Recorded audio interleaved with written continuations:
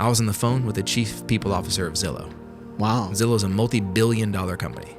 Their chief people officer, who runs all talent acquisition, development, and all of their HR processes across tens of thousands of employees and $2 billion in revenue. Guess what? He was a human just like you.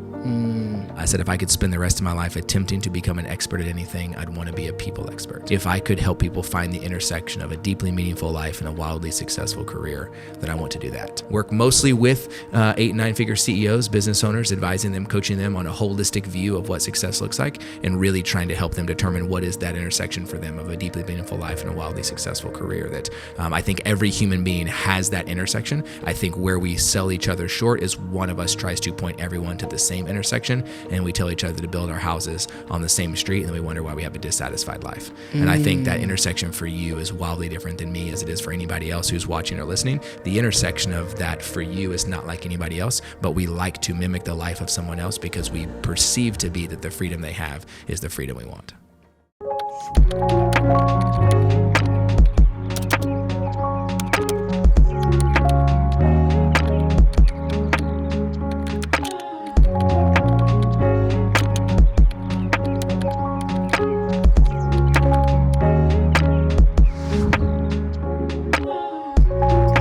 Before we get into today's episode, I am here at Good Company Coffee in Fort Worth, Texas, because we are doing an event, our first event of Faith Hustle on February 7th, 7 to 9 p.m. to celebrate the 1-year anniversary of Faith Hustle. It's going to be incredible. We're doing a live panel podcast with my boys Hunter Swain, Jamal Miller, and John Cardis. We're going to talk about how to do business God's way. It's going to be incredible. We're going to have networking. If you're a Christian entrepreneur, pull up. This is for you. If you're a Christian content creator or influencer, pull up. This is for you. We got so many incredible people and business owners are going to be pulling up in the space to connect, to network, and to see about doing business together. We're going to have an area for free headshots. We're going to have some free gifts.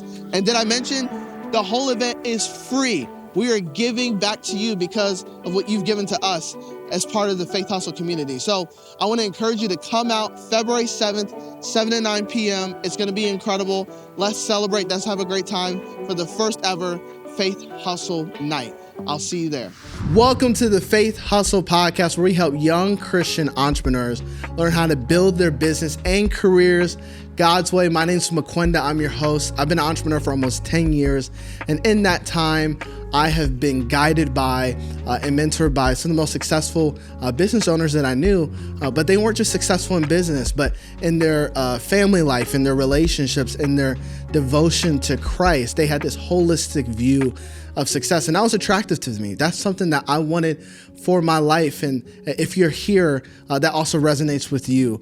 We teach on 5 pillars here at Faith Hustle. We teach on how to be spirit-led, having a heart of stewardship, humility, integrity, generosity. Those are the 5 things we believe makes up someone that has a faith hustle. If that describes you, that describes what you're also trying to pursue, I would encourage you to subscribe to the podcast wherever you may be listening from, whether it be YouTube, Apple, or Spotify. Heck, we're even on Google's got a podcast, and Amazon. I don't know if you knew that, but we're on there. We would love you to subscribe. And if you've been enjoying the episodes, you've been enjoying the content, would you leave us a review? It will help us so much to get the word out to more people, to help them in their faith hustle. Thank you so much for your support. It's been incredible. From literally almost 30 countries, we have people listening from every single week. It is phenomenal, and I can't thank you enough for your support. And on today's episode, I have a very special guest. This guy has such an interesting story.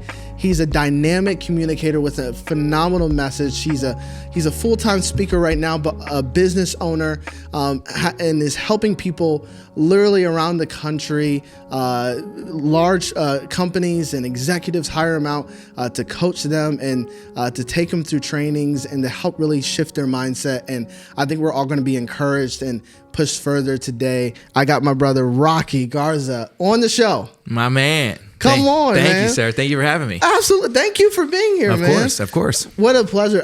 So we got in contact, I think it was after Tammy's episode. Yeah. And because you are also an Oak Cliff native. I am. Born and raised or not born and raised? No, I'm from Texas, North Dallas area, sort of where I'm from. Been around here the majority of my life, but been in Oak Cliff since 2011. Okay. So been there for a while. So you're a real OG, not just the ones that kind of hopped on the bandwagon. That's right. Yeah. We were there before it was cool. I love it. Yeah. I love it. Yeah.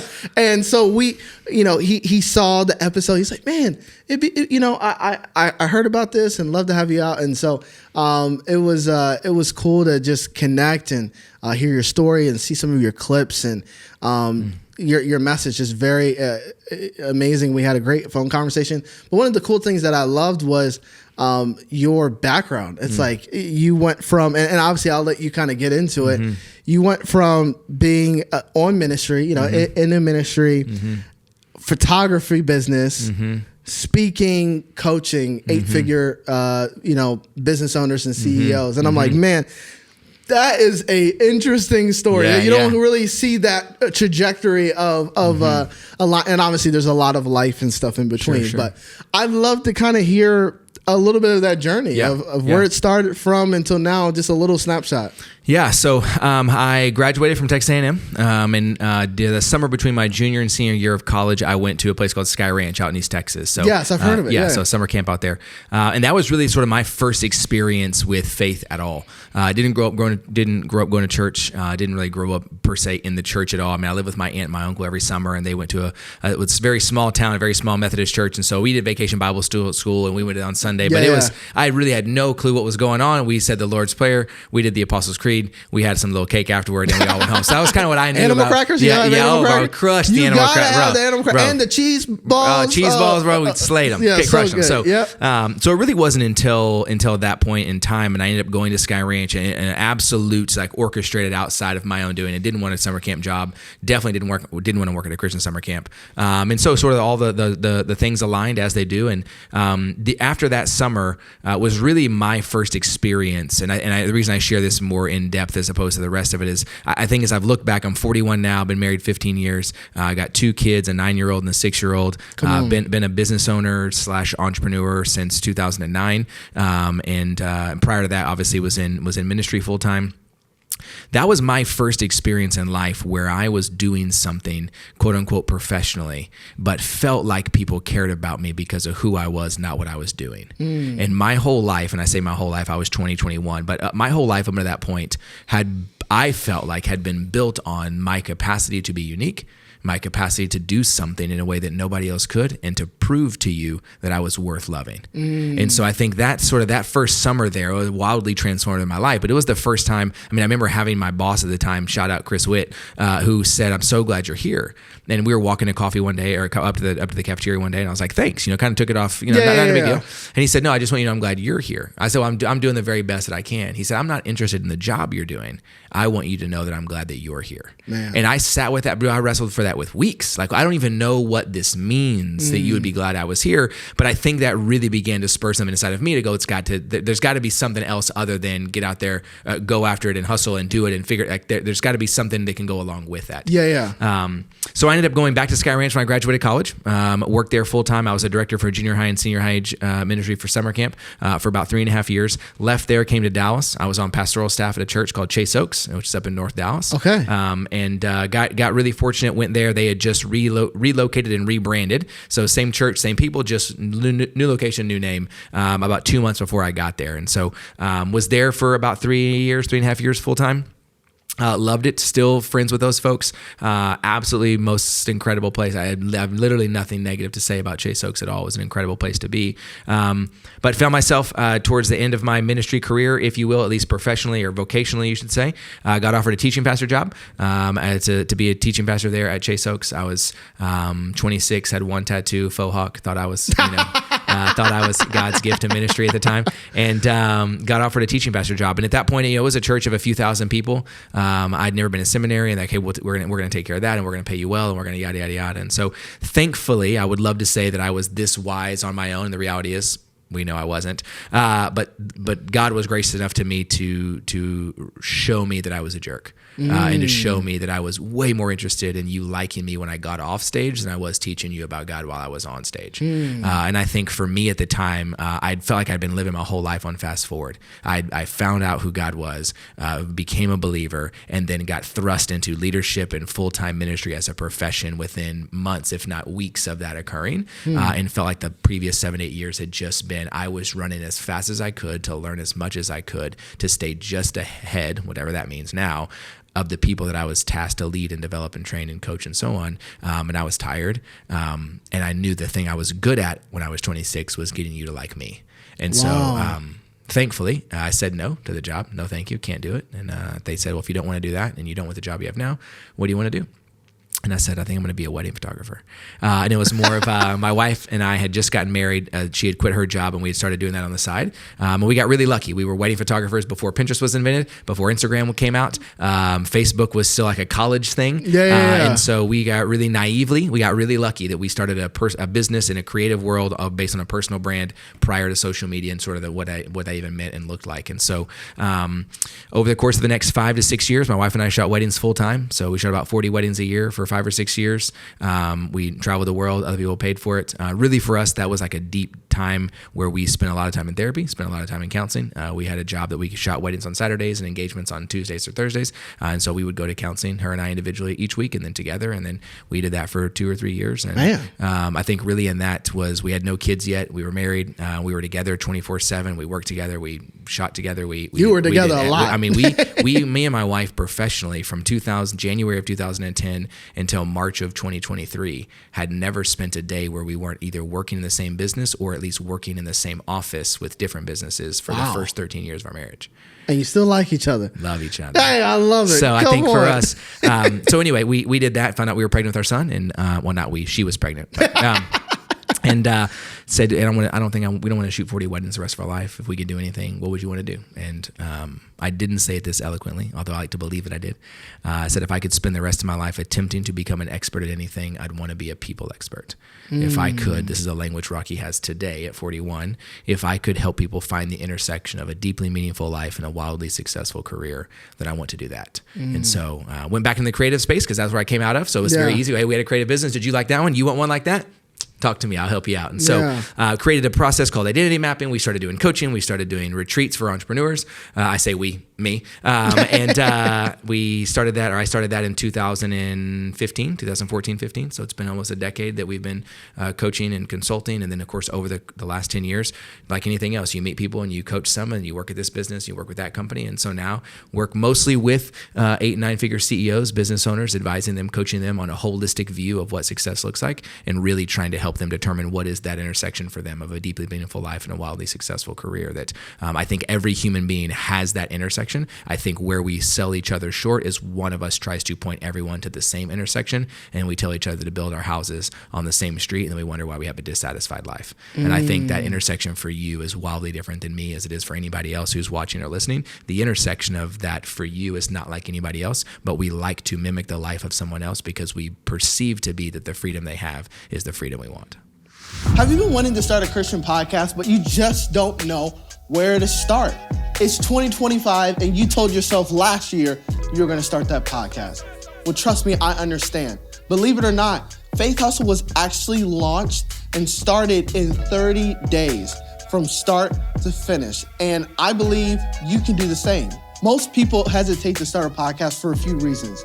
They don't know where to start, they don't have the right equipment, and they don't know how to build a great show that can get traction. That's why I created the 30-day podcast course to teach you the methods and the exact model that I use to build out my podcast in 30 days. In this course, you will get 9 teaching videos that will show you how to find your unique podcast niche, how to find high-level guests, and how to conduct incredible interviews. You'll get a list of the exact equipment that you need to build out your show, and you'll learn the free and powerful marketing strategies to launch your podcast to the masses. What if 2025 could be the year that you start that podcast and impact thousands of people? Don't wait. Start today, and let's get that podcast launched. Man, that, first of all, I've been doing this for a little bit now. Best snapshot of a story. I can tell you're a speaker, and which is awesome. And I think one, and I know you touched on it in the beginning of your story. Did you say Chris or Chris Witt was his Chris, name? yeah. Of that interaction, and then obviously when you got towards the end of, it's not the end of your story, but obviously the present moment of what you do. Sure.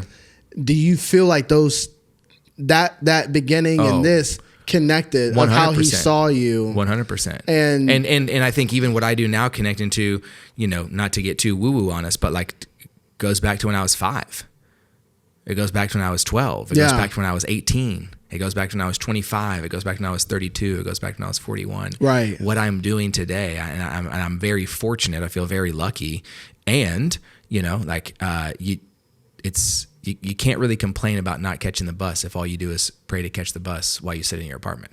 You got to go to the bus stop. Yeah. You follow me? Yeah. So like, I think there's something in that as well. That's like, okay, well, how then do we, how do I, so I look at that portion of my life and go, okay, something's got to be different. I got to do something different. I can't just talk about what I want and not do anything. Yeah. I can't just go do a bunch of things and not really talk about what I want. We got to find again, where those things go together. So I look at 5-year-old me trying to figure out where I belong, because my dad left and I didn't grow up with him. My mom's been married more than one time, and I went to 13 schools before I graduated high school.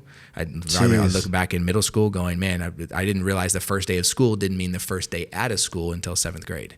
Wow. Like I thought the first day of school meant first day at a school. At a school. That's right. No matter what time that line that is in the year.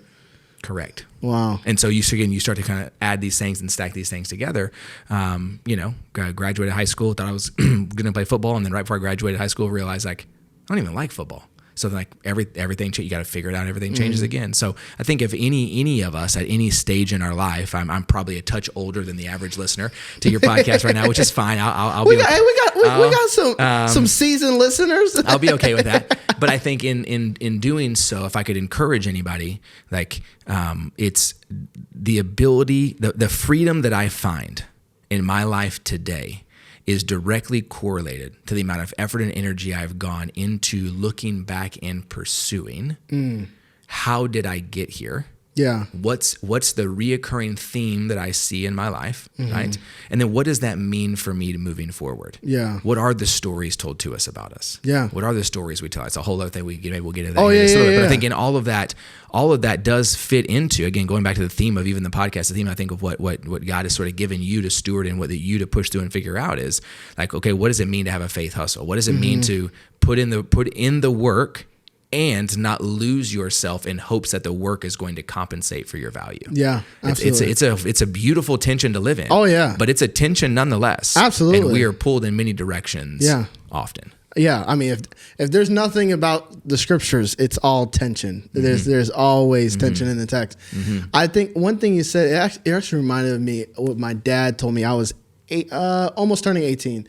I was in my senior year of high school, and you're getting those questions. They obviously sometimes they start as early as freshman year, which is crazy, but a lot of times it's junior year of like, all right, so what are you doing? What are you doing after? What are you doing? And I was getting those questions, and I had this sense that I wanted to do some type of a gap year. I was huge in missions, so I wanted to serve some way. I didn't know how. So I thought about maybe this ministry school, maybe this ministry school. I literally almost moved to Africa for like a year. Like I was like in between, and I don't want to mess up my life. And then so I'm like, man, or to make the wrong decision. And I don't know if you're like me out here. I have one of the things I'm overcoming, the struggle of making the wrong choice or feeling like, I'm going to mess up my life, right? That was a fear that I had for a long time. Thank God for God's grace. I've grown so much in that, out of that.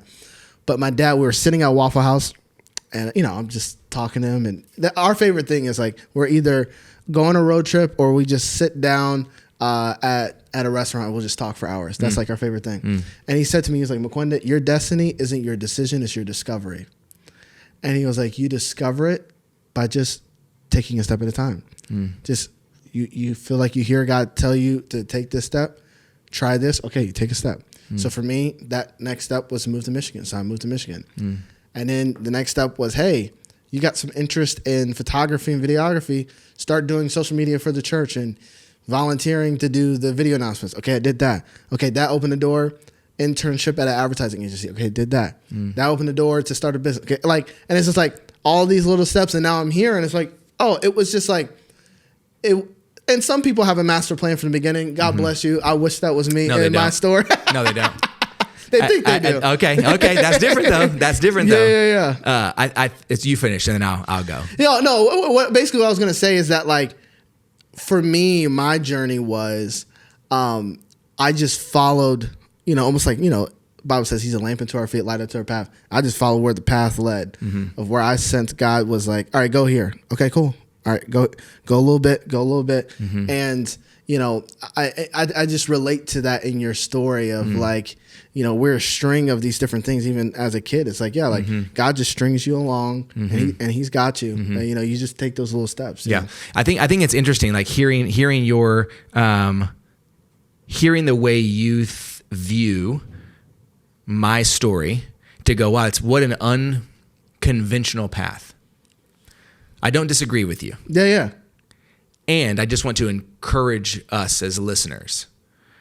Is it an unconventional path because my identity has been so closely related to my profession that it seems unorthodox to have an individual follow that trajectory professionally? Or was I, in fact, this is not about being good or bad or right or wrong. This is more a statement of truth. Or was I, in fact, holding fast to who I was, even in the unknown, and the professions happened to change as I maintained the integrity of who God made and designed me to be? That's good. Right? And I'm not saying it's good or bad or right or wrong on either side. Oh, yeah, absolutely. But I think especially if you're someone who is looking in trying to find the next right thing, the next right business. What am I going to do? What do I pursue? How do I get the right job? How do I get the right career? How do I make the right plan? Or how about we deep dive into, am I consistently becoming who I was made and designed to be? And do I show up as that individual regardless of where it's at? Because who I was as a pastor is who I was as a photographer, is who I was as a coach, is who I was as a speaker, is who I am with here today. It's who I am when I throw the baseball with my son, I take my wife on a date. That's who I was always. Now, I wasn't wildly clear about that all the time. Of course, yeah. But the pursuit was almost probably for me out of insecurity, which we turned it into something good later on down the road, but was always trying to stay true and or find me. Yeah. And the profession just happened to be the mechanism by which I could do that. Right. And so I want to encourage you, if you're listening and you're thinking, am I in the right job? Is the right place? Am I should be in vocational ministry? And I love God and I love people, which means I need to work at a church. I need to work at something that's a 501c3. I need to work in a, why? Yeah. Who said that? Yeah. Who said that? Yeah. I didn't read that. Right. I don't know that that's a qualification exactly. for saying that you really love God. Right. Yeah. I think I would, however, go to bat to say, I do believe putting in the work and effort to understand yourself such that you can stand confidently in the absence of comparison, but at the feet of conviction gives you the ability, regardless of your profession, to be able to say, I'm in the right spot today. That's good. That's good. You follow me? I'm with you. I'm with you. And that's not to say don't pursue your business. That's not to say don't pursue your dream. Don't pursue your career. Yeah. Don't get the degree. Please do all of that, as long as those things we believe are in alignment with who we are. Right. And I have experienced, for whatever it's worth, that oftentimes as believers we can caution ourselves from the pursuit of clarity of self because we relate self-worth to selfish. And I think oftentimes, this is just Rocky's opinion. Yeah. When we equate self-worth to being selfish because we say it's outside of who God is. Yeah. I think we sell ourselves short of the opportunity to actually fully know and see who God is. Because if we are in fact made in his image, is our reflection in the mirror not but a glimpse of God himself? Man. And if I want to pursue knowing him, would I not want to pursue knowing me? And I remember we talked about that over the phone, and I thought that was a very interesting perspective of that. Because like you said, and to be fair, we also are in a very hyper, probably more than any other time in history of inward reflection, look within. Totally agree. And this kind of self-absorbed Totally agree. that like it's so prevalent that we want to be as far as away from it, but then it's like, no, like my Bible says we were fearfully and wonderfully made. God, my pastor used to say this, my position in Christ is perfect. My condition in Christ is a process. And so the person that God made me, he didn't make a mistake how he made me. The development of who I am to be more like Christ, to reflect him, that's a process. And I think when you were talking earlier, the one thing I loved, and I just had it in my mind, was this thought, and it's developed over time. Because if I were to be honest, and probably a lot of people would believe, especially if you grew up in church or have a church context in any way, it's often taught, I'm not saying intentionally, that our purpose is one-dimensional. And sometimes that can even come from school of like, hey, all right, so what do you want to be when you grow up? That's right. I want to be this. All right, cool. You went to school for this and, went to college, got your master's, you're in it. All right, bam, you are a doctor. You are a lawyer. Boom, boom, boom. Okay, 5 years in, you're like, man, my desires changed a little bit. Now you feel like you've abandoned, what you set out to do. Like, oh man, that's not who I am. If I'm going to be transparent, Mequenda, starting this podcast has been that for me. Of deep down, I've always known it's in me, but it is another iteration of myself, and I've had to disconnect. Hold up. Even how I address myself in rooms, because I've always addressed myself as Mequenda, the video guy, right? You need a video done for your business, I'm your guy, right? In so many ways, you can equate that. That's the only value I bring to you. So when I'm looking at like, hey, how can I serve you? I'm only thinking of the context of my profession. That's right. Where it's like, Mequenda has always been more than just a video guy or an editor or a marketer. Like I'm an encourager. I'm a friend. I'm a follower of Jesus. I love conversations. There are different dynamics, and I think how this can help people is I do think people can feel stuck. And I think you set yourself up for not failure, disappointment of an expectation that you put on yourself, maybe. If I'm following right, I'm loving the direction that you're going. I love to jump into this mindset that you're talking about. You're working with these 8-figure, 9-figure CEOs, executives, and again, in so many ways, they follow that path, right? That's maybe they hop from one job to another, but maybe they're in the same industry field. They're there, and you mentioned that you help people with the intersection of what they do and their meaning, their life's meaning. What are you finding that they're, even at that level, what they struggle with? The exact same thing that you struggle with. Nothing's changed. Nothing's changed. Wow. And potentially the stakes are higher. Potentially the reward is greater and the loss is greater. Right. But what they struggle with, what they see, the reason I am employed is the same as it is when I talk to a 21-year-old, a 41-year-old, or a 61-year-old. Yeah. Like a 21-year-old says, where do I belong? A 41-year-old says, I have to belong here. And a 61-year-old says, do I still belong? Oh. Hold on, say that again. You know what I'm saying? A 21-year-old asks, where do I belong? Where do I belong? A 41-year-old says, I belong here. And a 61 says, do I still belong? Correct. Dang. We're all asking the same questions. Right? Yeah. At 21, let's say we're 21, single and unmarried. Yep. Is anyone going to love me? At 41, been married 15 years. Do they really love me?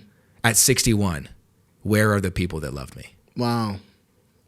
And we can frame it on any of those scenarios and across the thing. And so I feel very fortunate that I get the opportunity to be in the room with folks who are making decisions, who have, a CEO of an 8-figure business. They're doing 75 million in revenue. They've got 350 staff. Each of those have 4 people in their family. That's roughly 1,200 people. So every time I sit down with the CEO, I think I'm talking to 1,200 people. That's sort of how I view it when I sit down, right? As the decisions you make and the implication of that runs down, it's affecting 1,200 individuals with every decision that you make. Yeah. Therefore, I'm really curious about your relationship with your spouse.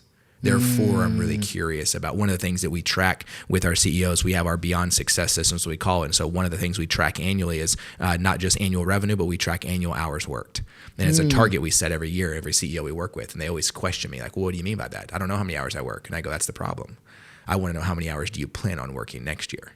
Wow. Because what gets measured gets accomplished. Yes. So I want to measure that. And how many hours do you plan on spending with your children? How many hours do you plan on spending with your husband or your wife? How many hours do you plan on giving back? How many hours do you? Because if we don't know now, we're for sure not going to do it. Wow. And so I think in any of those scenarios, the questions they're asking are, sure, maybe the stakes feel higher, but do I belong? Do people love me? Does it really matter? Are they only work here because they get a paycheck? How do they? I mean, everything that we think we're asking, they're asking also. And I think to me, that's why there is this incredible opportunity, I think, for all ages and in many professions to be able to sort of take this idea of how was I made and designed and how do I show up in those places? And I could be a marketing director, or I could be a CEO, or I could be on the operations staff. I could be in finance. I could make the career itself, the title itself, I'm not saying is irrelevant, like it doesn't carry weight, but I'm saying it's irrelevant in the sense that it's going to be the determining factor of my worth and my value. Yeah. That just to me, that just feels like we are trying so hard to, do I belong? Yeah. I really belong. Yeah. Where do I belong in any of those things? Yeah. And so if we can we go to any event, we go to conferences, you go to them, I go to them, we meet someone the first time. Hey, I'm Rocky. Hey, I'm Mukunda. Nice to meet you. Nice to meet you. What do you do? The very next question in my mouth is, what do you do? And then we all say a professional title like we care. And we don't. Yeah. We don't care.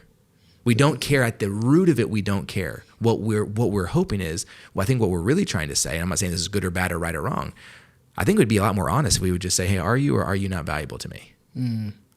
Yeah. Because that's what we're asking. Yeah, you're just trying to even if you're curious and you're listening and you're like, Rocky, I disagree with you wholeheartedly because I'm very curious about what you do professionally. I know you are, because you want to know if I'm going to sell you something or if you can sell something to me. Yeah. That's why you're asking me. Or if you're valuable enough, do you know somebody that I want to know? That's right. That's right. Are you going to bring anything to the table? And I'm not saying I do it differently, okay? I'm not saying I'm not also interested in that. Yeah. And what if we had a language that we could speak? Mm-hmm. Right? I'm not sure if we talked about this earlier, but oftentimes, and I think this is for all of us. How many times in your life have you felt misunderstood?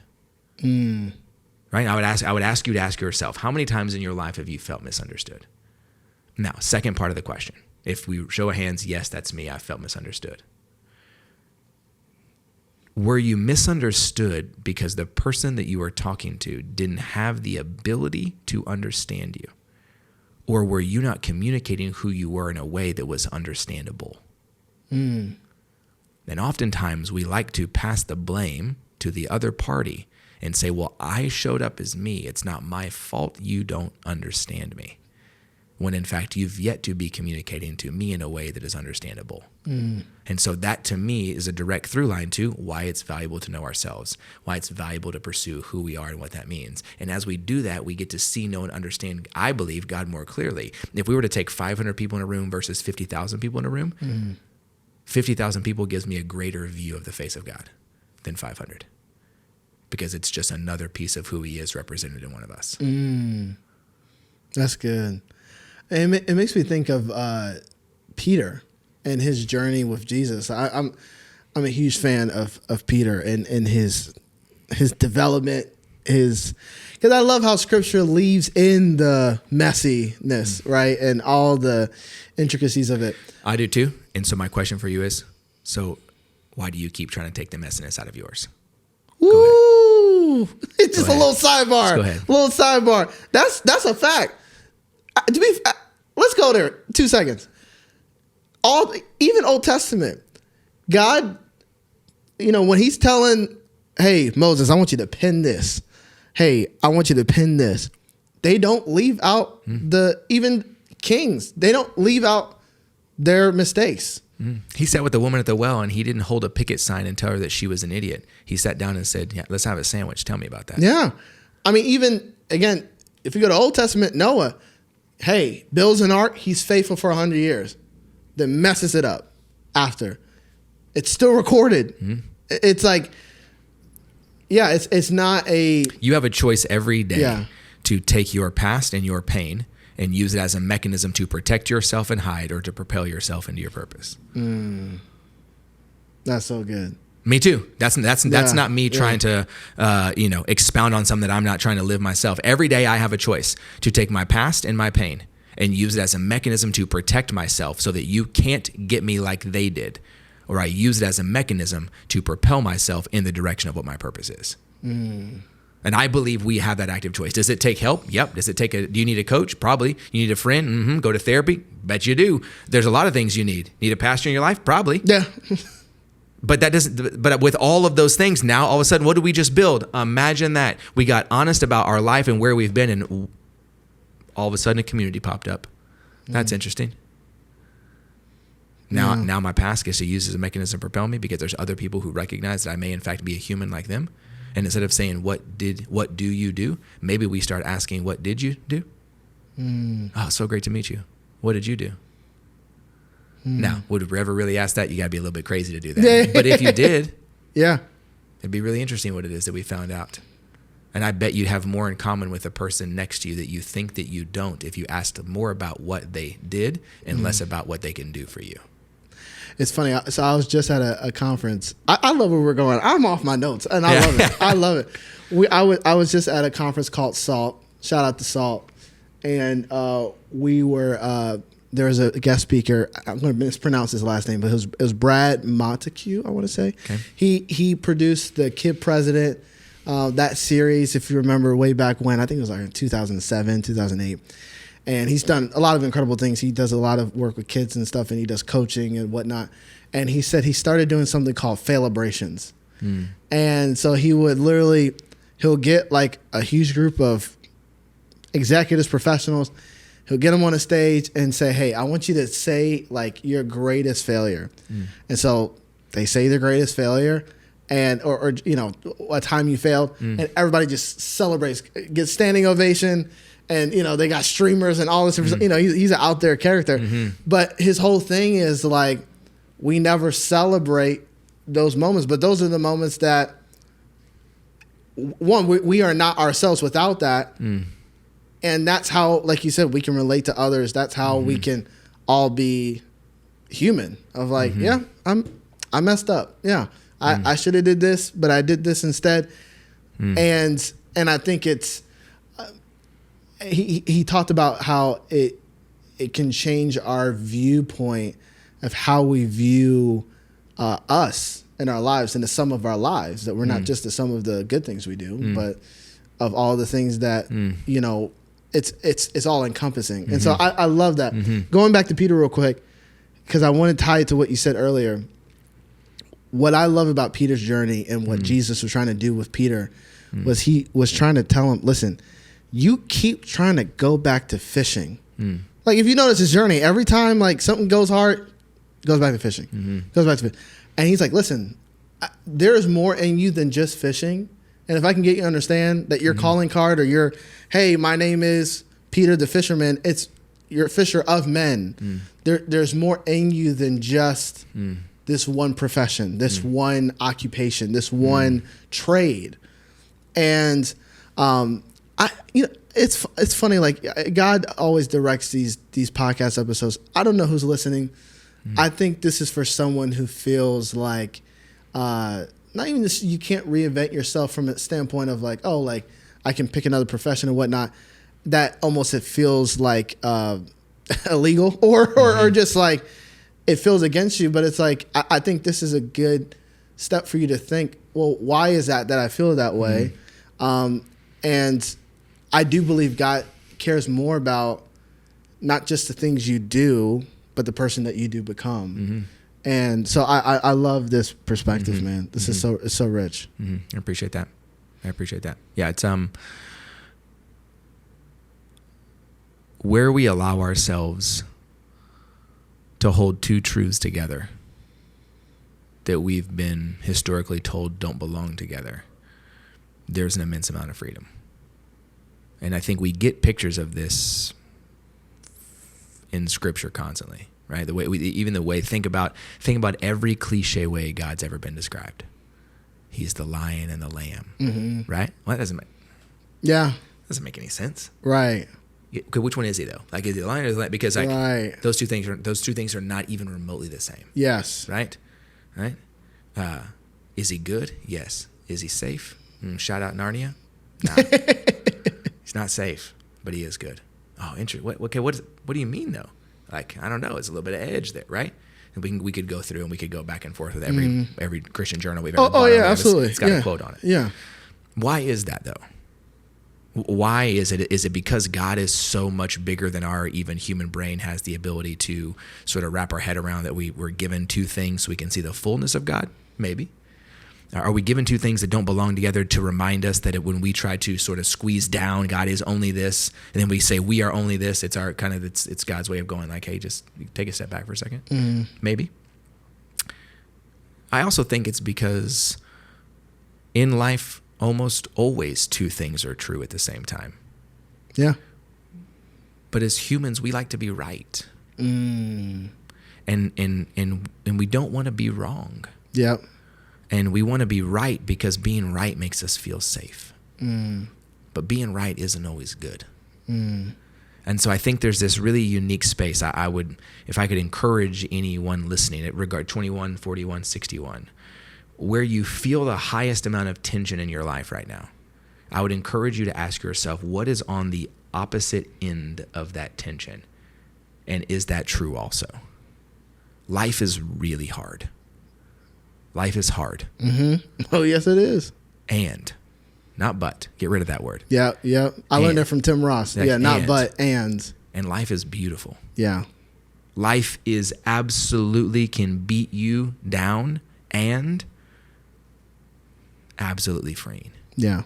Your job right now is miserable and is teaching you exactly what you need for your next one. Yeah. And your life is going amazing right now, and you are hitting every goal for 2024 you have had, and something negative or bad or detrimental can occur, and the goodness can stay. Yeah. But I think there's something really beautiful about our capacity to allow these two truths to be true at the same time, because typically inside that space is where we find the most freedom. Man, that's so good. I think we are people who love absolutes. I heard Pastor Robert Madu, he said recently that that certainty can be an idol. And so even if it's like a certain, let's just say, back to business or career, a career path, a certain, hey, I'm going to go here, I'm going to go here.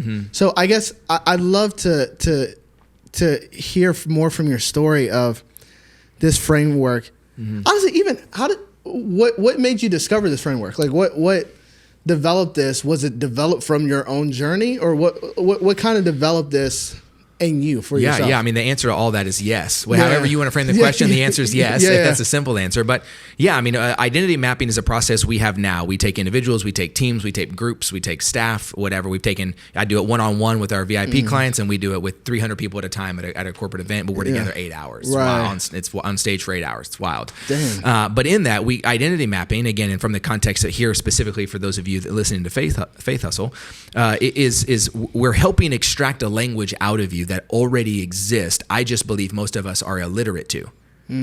Like I've never met a person who at the end of the day didn't know exactly who they were.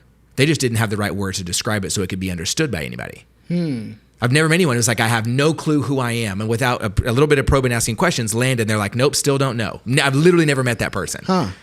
But if we don't have the right words and we're illiterate to it and we can't speak it, well, then what? Yeah. Right? Then what do?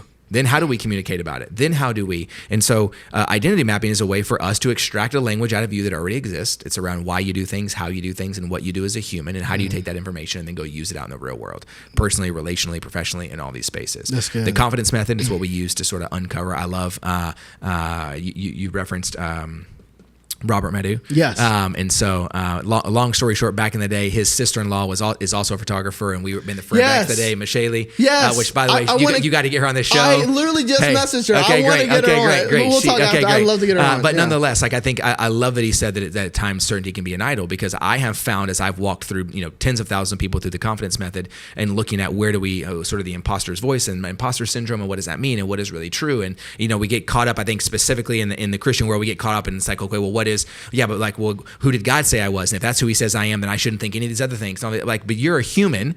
So like settle down. Like you can, what God said about you can be true, and you can still need belief to hold fast to those truths. Mm-hmm. And I think we always remind folks that like doubt is not the enemy. It's just the voice of doubt. You have to determine who the voice actually is. Because the only place that your belief, shout out Faithustle, the only place that your faith exists is in the room with doubt. Yeah. Because the only thing that kills doubt fully is certainty. And there is very little in your life that you are certain about. Yeah. As a matter of fact, I would go far to say there are less than a handful of things that you are 100% certain about. Most things we believe. Yeah. Most things require faith. Most things, yes. Most things. I just listened to a message where he talked about the opposite of faith isn't fear, it's certainty. That's right. Yeah. That's right. And so I encourage you, those of you that are thinking, well, what do I do? And I'm unsure and I don't know. And I just really want to know. No, you don't. Why? No, you just want to believe enough to take the next step. There's this fascinating book called The Lion Tracker's Guide to Life. It's a really small read by a guy named Boyd, B-O-Y-D, Varty, V-A-R-T-Y. And he's without going into too much detail about it, but he has this line in this book that he says, and he's referencing how life is sort of like lion tracking, and lion tracking meaning that his family owns a safari, and they're the folks who go out at 3 a.m. and go find the lions, and they radio back and say, hey, the lions are at watering hole number 7, and then the little Land Rover drives over there with your latte, and you're like, lions, like, oh my God. Well, somebody went to go find those guys, right? Like you didn't just... Yeah. I've been on those safari trips. Okay. So he says, life is a lot like lion tracking. That every day when I wake up, I have no idea where I am going, but I know exactly how I'm going to get there. Wow. And he says, track by track. See, some of us are hoping to find the reward without walking out of the cabin. You are longing to find the answer that will solve your financial, personal, relational, love, spiritual problems. And you refuse to follow the tracks. Because you want a guarantee of the answer so that you can say on social that you have been successful, rather than marking the journey track by track and showing people that you had no idea where you were going out of certainty, but you had faith and belief that you knew exactly how you were going to get there. Yeah, because that doesn't build a good bio. We don't like that. We like the bio of like, man, CEO of this went from 0 to 5 million in 5 years. Like we want that. We want the story. What blows my mind, because I have fought against that the duration of my career. Right, I am in the high revenue guru personal development. You need 800,000 followers. You got to have a 400K on YouTube. I have like 500 subscribers on YouTube, and I haven't got a new subscriber in like 6 years. I mean, like, what's the deal going on here? Right? Shout out, like, and subscribe. Faithustle first. Me second. I'm gonna link it below. But like the thing is like, but you know who? Yesterday, I was on the phone with the chief people officer of Zillow. Wow. Zillow is a multi-billion-dollar company. Their chief people officer, who runs all talent acquisition, development, and all of their HR processes across tens of thousands of employees and $2 billion in revenue. And guess what? He was a human just like you, with a child in college, looking for the next decade of his career. What's it really going to look like? What do we do now? Do I still belong? Yep. He's in that phase. You follow me? Yeah. So I think in all of those spaces, I say that to go, why are you searching for the person that has the perfect bio to show you the way, as opposed to finding yourself a leader who is 4 steps ahead of you, showing you the tracks, so if you fall, they're close enough to extend their hand and they can reach you. And sometimes in our faith, we do the same thing. Yeah. We're looking for this spiritual manifestation of we're going to get it just right and never mess it up, and we're going to who? Because I've met a lot of people in my life, and I have yet, in my experience with millions of people, I've yet to find the person who got it all right. Yeah. It's just not. That's just not a human experience on this side of heaven. It's just not in the cards, and it's beautiful. And I it's my dad. I reference my dad a lot because he's a very wise man. But we were I was on a Sabbath month off the podcast in July, and I've talked about it a lot on the podcast. But during that time, me and my dad prayed every day and just sought the Lord together. We're in the Word, and one of the days, he'll just have these thoughts that come. Me and him are very similar. We'll just have random thoughts, just like I don't know what to do with it. It's just a thought. And he said, "Man, we were reading John 16 together." And, John 14 through 16 is explains who the Holy Spirit's role is. It does other things. Jesus talks about other things. But he explains the Holy Spirit's role like, hey, I'm about to leave. I'm going to send you this, this person. He's going to be a comforter. He's going to be a counselor, right? But one of the things he calls the Holy Spirit is a guide. And my dad said something that was so powerful. He said, how can the Holy Spirit be a guide and you sitting on the couch? He's like, he can only guide you if your feet are moving. And I was like, oh, snap. I was like, it just hit. I was like, oh, I'm saying, God, guide me in this. Lord, I'm seeking direction. I don't know if to do this, or if I'm in the right thing and this. And all the while, I'm like, you tell me, then I'll move. You point the direction, then I'll go, rather than being like, I heard someone say this once, that we tend to trust more in our ability to aim than God's ability to guide a moving bullet. That because the credit comes on us. Look at what we did. That's right. Look at what we figured out. Look at this certainty. Look at how I built and planned my life. And some of you aren't built this way. Some of you are built more naturally to be maybe spontaneous or whatnot. But for those of us who are maybe type A individuals or planners, I think this is really, really critical. Yeah. And again, let's allow both things to be true at the same time. Yeah. All of us have a little bit of hesitation and a little bit of spontaneity. Yeah. We all do. Yeah. We prefer to pick one or the other because then we get categorized such that we can find other people like us and we feel better about ourselves. But the reality is we all have a little bit of it. We all have a little bit of hesitation. The thing that's really scaring you right now, that you're unsure what to do it. I didn't say accomplish it. I didn't say finish it. I didn't say master it. I didn't say sell it. I didn't say monetize it or Shopify it. I just said do it. One thing, one step. Yeah. Because whatever you do today stacked up 30 times makes a month. Not you don't wake up at the end of a month and say, I made a month. Right. That's not how it works. Yeah. So what do you want? It's a recurring question I ask every person I work with, friends, family, myself. What do you want? Yeah. Oh, I can't get whatever I want because what if God doesn't? That's not what I asked you. Right. Why are you automatically turning it into something I'm asking you to be selfish and to only get what you want? That's not what I said. Yeah. I just simply asked you, what do you want? That's what Jesus asked people. Jesus asked, what? And imagine the irony. Imagine you the laying irony. down, you can't walk. My boy, someone tore the roof off on your behalf. What do you want? Oh, and the man by the pool. How can I help you?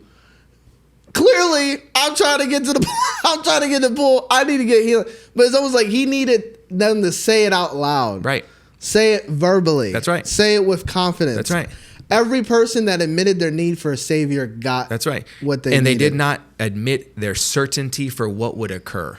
They voiced what it is that they desired, and their savior answered. Yeah, he didn't condemn them. He's like, how dare you want healing? How dare you want... Yeah. Oh, you don't think we know what you did last week on Instagram? He didn't say that. He said, get up. Yeah. Pick up your mat and walk. And I think it's beautiful how even in that scene that the room full of people parted. Yeah. Yeah. It's interesting how that occurred. Mm-hmm.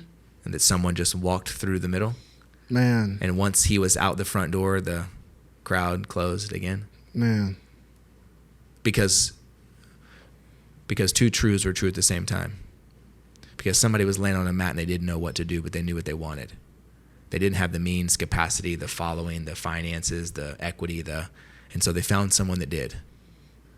And so friends who were unaware of how to heal were very aware of how to help. Mm.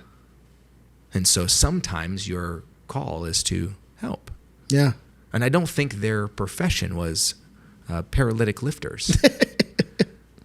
They figured it out. But they recognized that they had a friend who needed help. Mm-hmm. And so in the moment, they followed the track and did what they could. And they climbed to the roof. And can you imagine the chaos of picking up somebody who's paralyzed and putting them on a roof, on a mat, then tearing a hole in the roof? And how they didn't have a laser cutter. Yeah. So how long was their roofing falling through the ceiling at the face, head, and feet of God before the roof's hole was large enough to drop a human being through it? And how long did that take? And how also embarrassing. And how ugly was the process? Yeah. And how foolish did they feel? Yeah.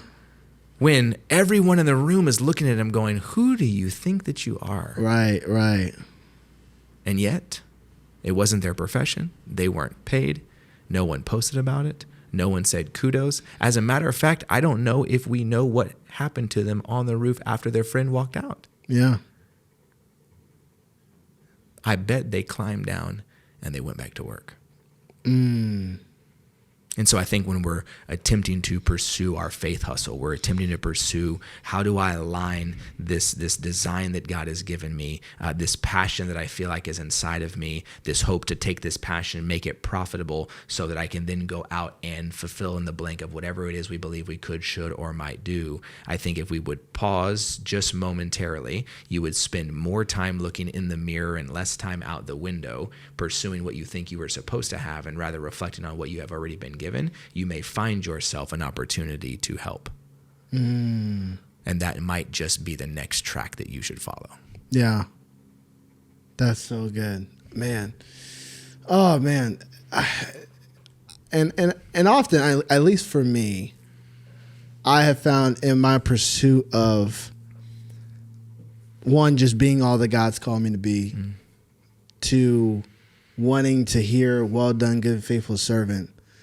A lot of times the low-hanging fruit is the person in front of me that needs help.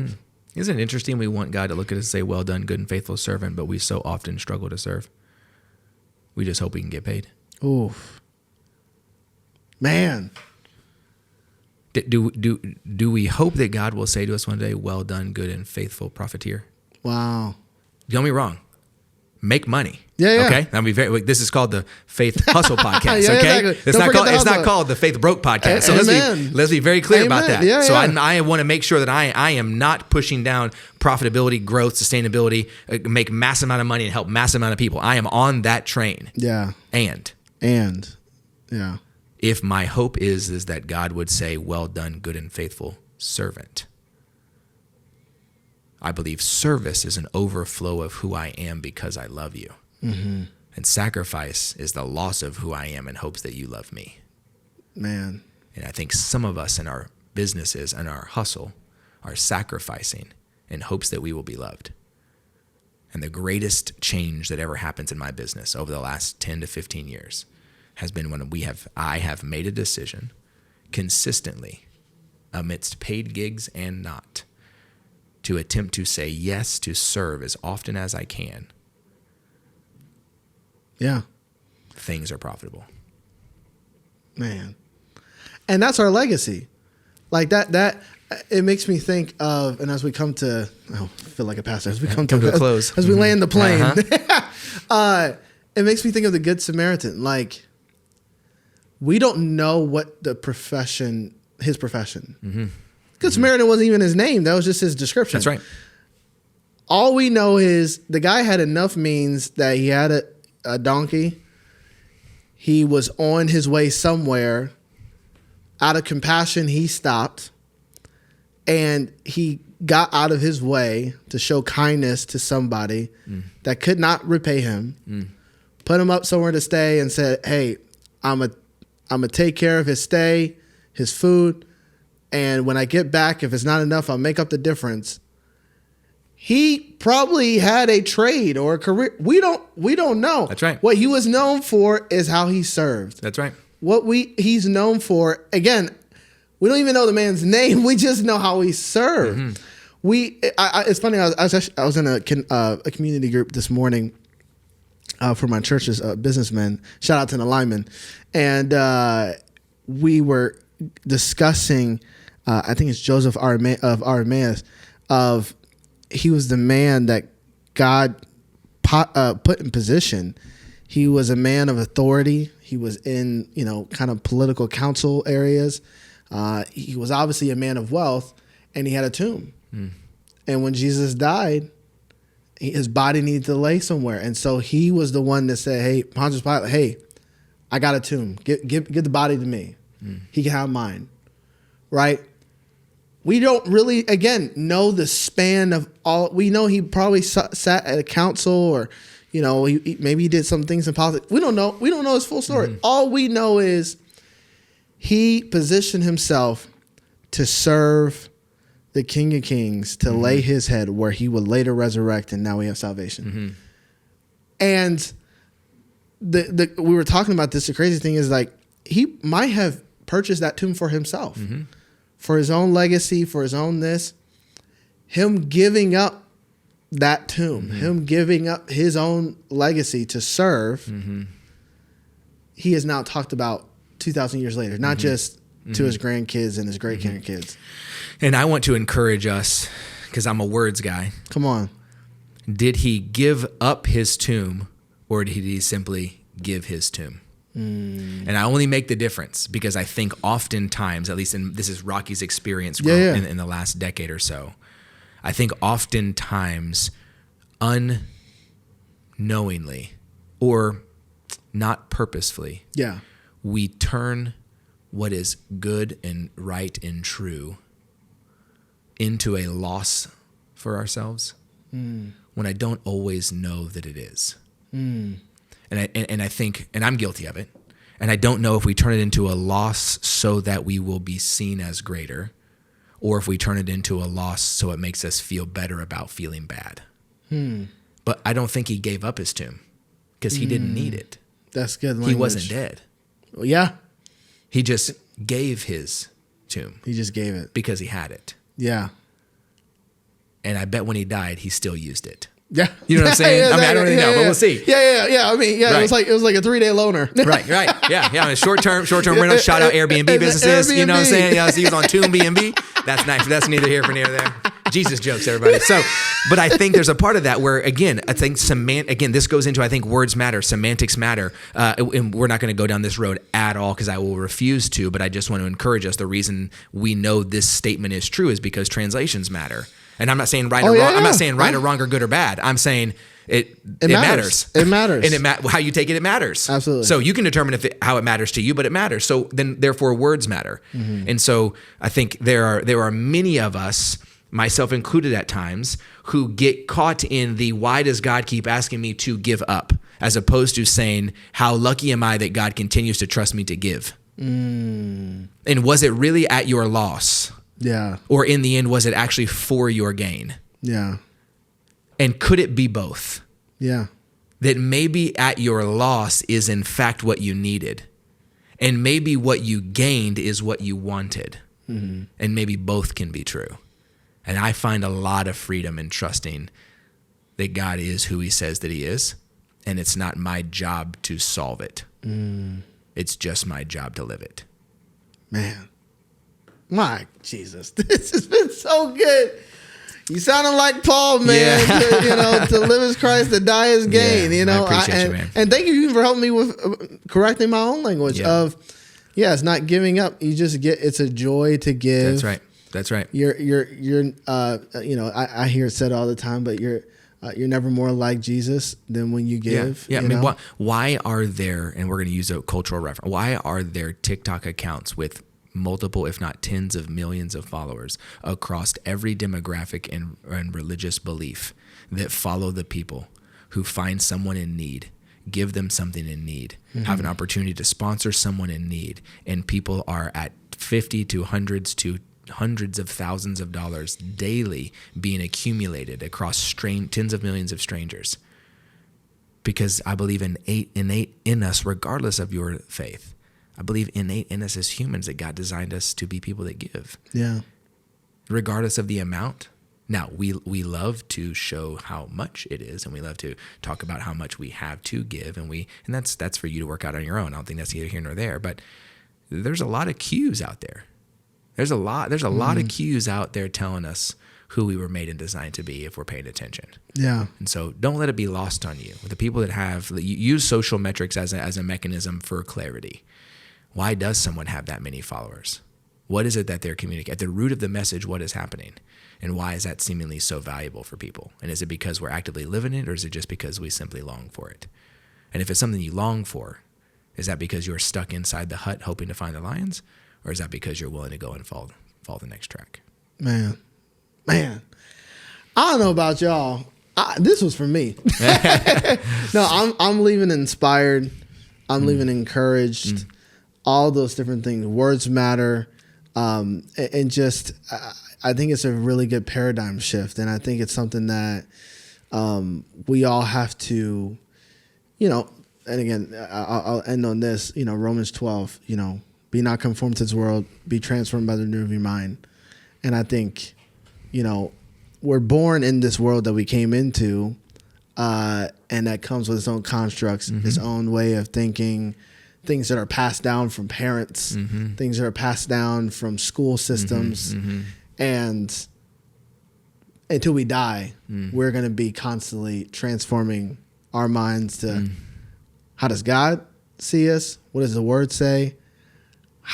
What did he put on the inside of me? Who am I? And until we get formed to the image of Christ, we're always going to be transforming our mind, because we have a culture and we have voices that will try to speak opposite. And so, man, I think this was so much fruit. Man, you got a book here. And I know you have some other resources too. Yeah. This is not a card game, but like it's like a card game. Yeah, we have a card game just to spark curiosity, to sort of increase depth of relationship. So it's called "Tell Me About That" because it's my favorite phrase in the world to use. And so you can go to tellmeaboutthat.com and you can check out it there. We have we call it a pocket guide called "Be Confident," sort of walking you through a process and a methodology called the Confidence Method to help you discover and uncover stories told to you, stories you tell yourself, and where does the imposter's voice come from. And so it's sort of a shorter pocket guide. It's very, very interactive. It's not a book for you just to read. It's a book for you to do and for you to sort of get in there and figure those things out. And you can get that at beconfidentbook.com. And just keeping up with what we're doing and what's going on, you can go to rockygarza.com/beyond success, sort of our view of going, okay, life is much bigger than our traditional view of success. And I don't know what that view is for you, but I do believe you have one. I would love to explore that with you and see what that's like. And so we have virtual events that we do almost weekly. If not, it'll be at least every other week that are free. All you got to do is go to rockygarza.com/beyond success, fill it out. You'll get a code and get you logged in, and we'd love to have you. Come on. Oh, well, I'm going to link all that in the description. Man, this was so rich, so good. Thank you for your time. Appreciate you, man. And being here, man, and taking the drive down here. And so, yeah, I so enjoyed this, and I know it's going to help a lot of people. So thanks, sir. I appreciate you. Absolutely. Thank you so much for watching this week's episode of the Faith Hustle podcast.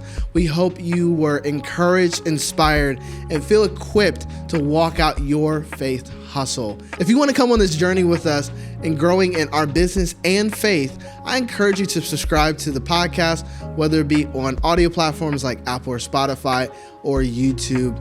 We would love to take this journey with you, and we can't wait to see what God does in your business. We look forward to seeing you soon.